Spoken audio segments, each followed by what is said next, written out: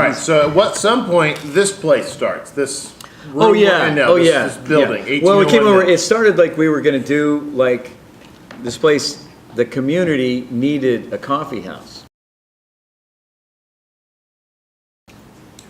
Same symptom. Musicians, intentional communities.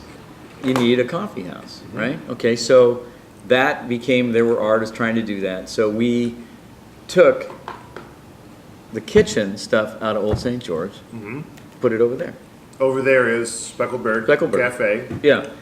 which We Friends of yours we started took a we put together some coffee brewing equipment, espresso machine, and basically opened that up, and it was open for 3 years, I guess.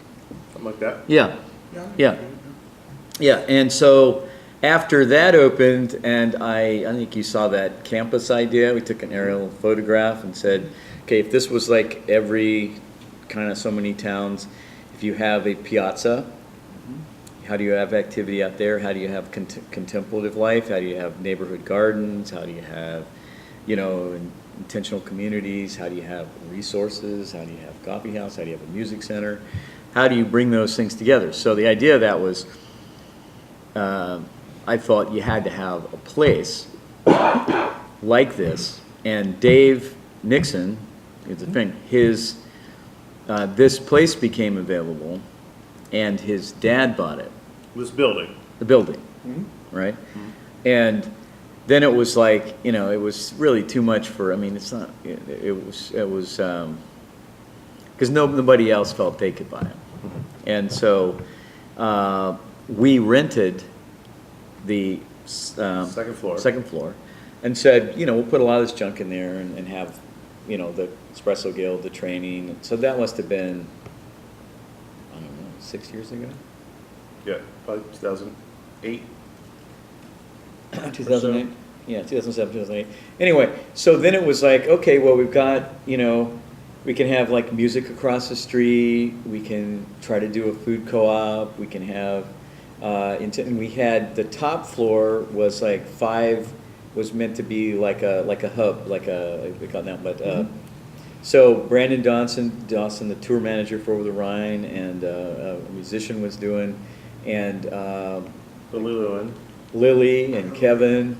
But it was a collective where the idea was you'd have like that kind of shared office suite for spiritual, emergent kind of thing. Then you have like all this stuff upstairs, a study center kind of, and dedicated training. And then we said we want to develop this as a kind of semi-private third place that would complement across the street and a conference community center, spiritual center. That's what would be like Old St. George. Right. And then the contemplative thing, that was the convent. So like there are a lot of properties. Oh, and then the piazza. Like how do you do stuff out, like on the square? So that vision was, and when Dave's father wanted to just get out of this, I said, we need to get this, and we need to. I dreamed of knocking that out, doing this, and it was one of those things that my wife didn't want to do. She's like, can't we do something without another building kind of thing? And so then it was like, 3 years later when we paid $150,000 for this and it's worth $80 or something. It's kind of like, hey, maybe that wasn't the best. It wasn't like an investment, but the thing was, she loves books. She loves the kind of stuff that this what we're doing, and she knows it requires place with all these goofy paintings, all these stories, all these, and this stuff, you can't hang it in a conventional kind of setting. It's too what's your golden calf doing there? You say you come in, buy us other stuff, then worship the golden calf. Find something, some icon, worship yourself, go look in the mirror or something. But you can't do that as easily at a classy place. This is classy. Yeah. I consider what it attracts. Yeah, right. Yeah, that works. You know, so the deal is here, like you look out here and you see the fountain and you want to do like a hardwood fire and you want people to bring their produce from the, like you do, like the grill and that sort of thing. And people flow from like out there into here, and we have a Victoria Arduino, the 100th anniversary machine that was there, you know, kind of like, people are like, this is weird. Like, well, it's weird. Yeah, what's up with this? Yeah, it's like, are you crazy? Yeah. You're crazy too, but this is more interesting. You know, I mean, believe me, everybody's, if you really knew, you'd be crazy, you know, could prove it.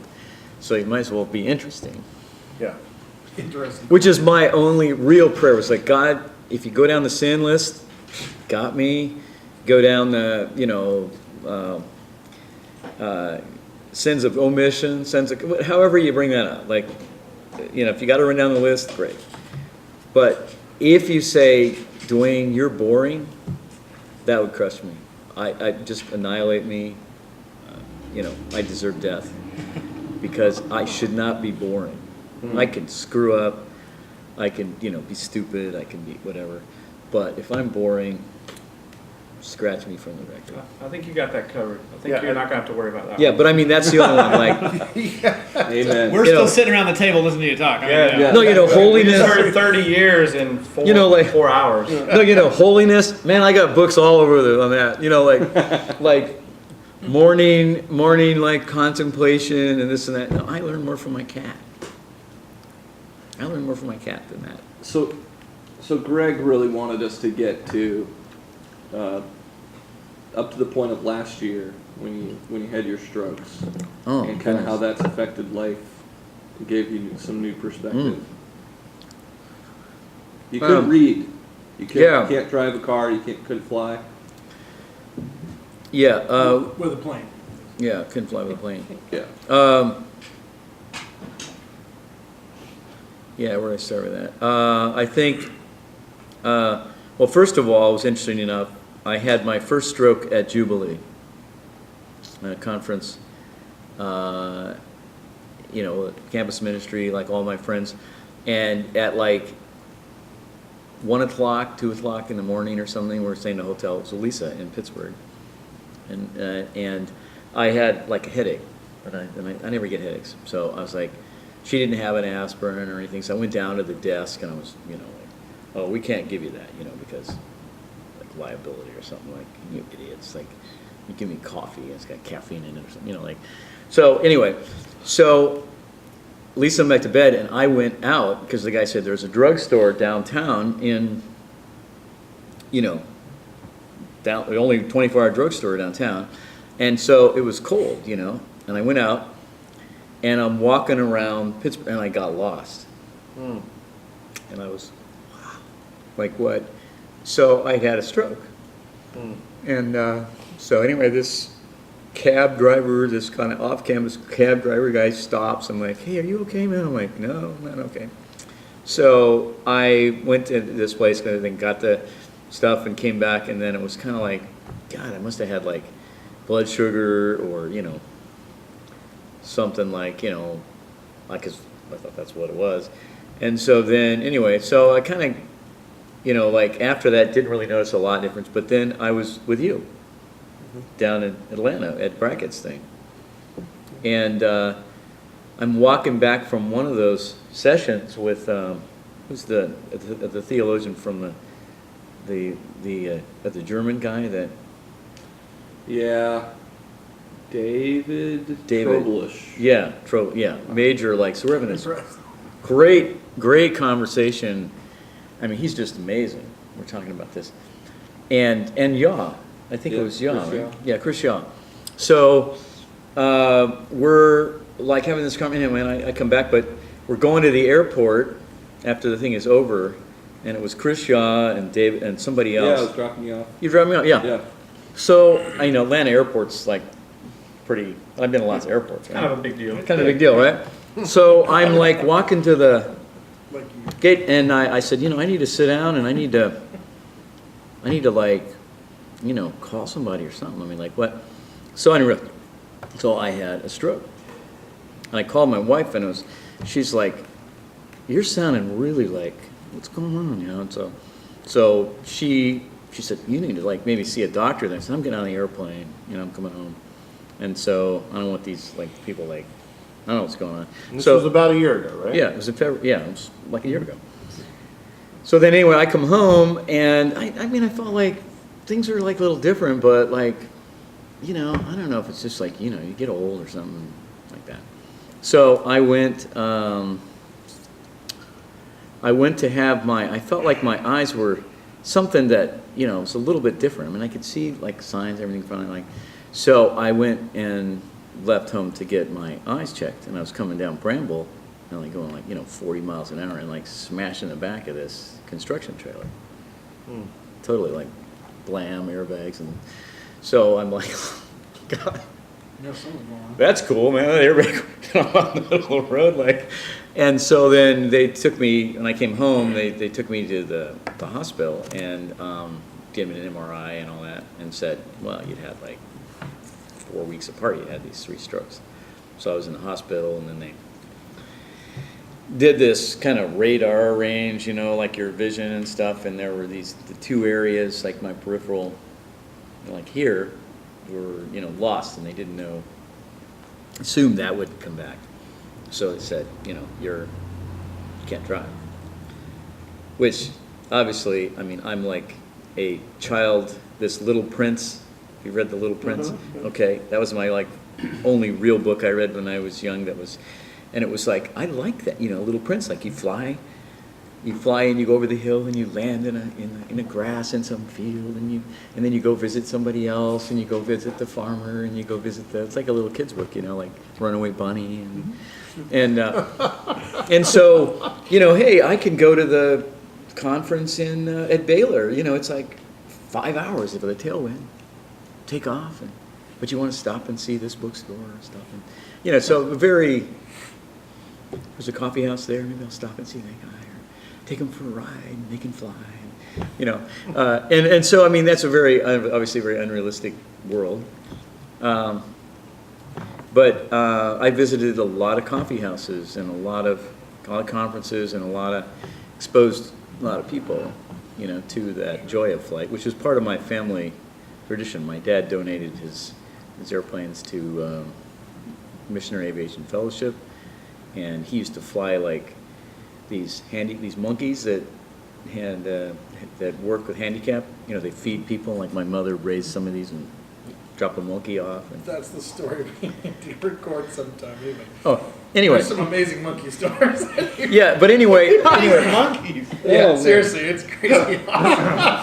Anyway, keep going. I'm sorry. Yeah, no. So basically, anyway. So then I went. I just like found out, like in the hospital, and I go like, wow, it's weird. Like I can see that, but I couldn't read.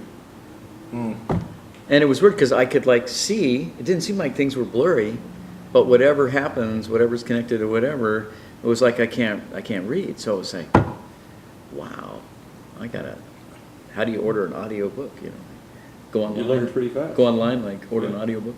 How do you read it? You know, you gotta like audio order, you know, or I mean that whole thing about like, hey, that's different, and then also like, you know, how do you? So I went to a couple conferences, and to realize, okay, like, you know, if I meet people, it's like, I mean, I'm not walking differently, I'm not really talking differently, but it's like, how do you read the damn signs? You know, how do you? I mean, you see everything. It's like it's clear, but it's like what's going. So then one day, you know, I started like, wow, I could read a thing, and then I could read a couple words, and it's like I could read for like a half an hour, like I'm reading Greek or something, like boom, boom, boom. And so I'd be tired, like half an hour of that, my head would just be. So then, you know, every couple of weeks, it seemed like it got better. Then one night, and we're like, man, I read like 3 hours, and I read like, you know, half of like what that book would be or something. And I just said, wow. So I went back to the neuropsychologist, and we did a bunch of testing. He said, you know, more likely if it's going like that, it'll pretty much come back. Not your peripheral vision, but you'll be able to increasingly read. And I was like so thankful for that. I was like, oh my God, like you know, I can't do this, I can't do that. But the other part too is like, let's realize like trying to get around like on a bus or get over here, or like, you know, I like to cook, so it's like, hey, go by, get a piece of fish and pick this out and go start the heart. All of a sudden it's like, you get your backpack on and you're at the mall, the Apple store, you know, and it's like, you know, you can't carry a bunch of that junk along, or do you get a little cart to push, or, you know, how do you, so like green bean delivery, you got green bean now, Okay. you know, I love it. What is green bean delivery? It's- They deliver groceries to your house. Like it's Yeah. an organic, Yes, yes. yeah, but I mean, it's Oh, like, CSA. it's like, man, that's coming like tomorrow.